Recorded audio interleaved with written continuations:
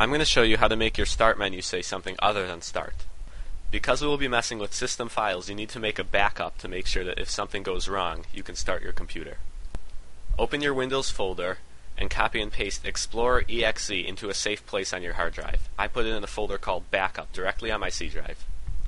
The next step is to download Resource Hacker. Resource Hacker allows you to directly edit executables. Google Resource Hacker to get to the home page. Then click the download button and download the executable file. The executable file is standalone. You don't need to install anything. Go ahead and open up Resource Editor and open Explorer.exe in Resource Editor. Go to String Tables, find 37 and click the plus button.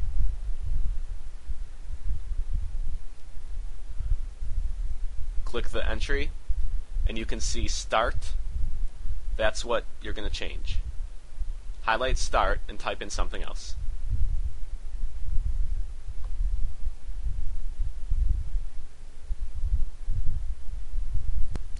When you have the text you want, click Compile Script up at the top, then File, Save As, and save it as something besides Explorer.exe.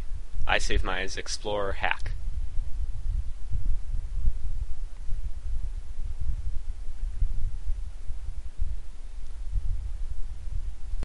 The final step is to change the registry to point toward the Explorer.exe that you just created.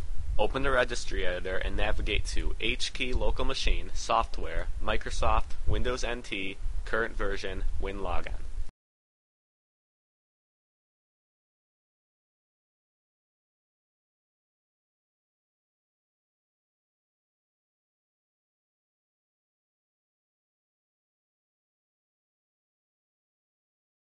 Find a key named Shell, double-click it to change the value, and change the value to whatever your new Explorer is now named.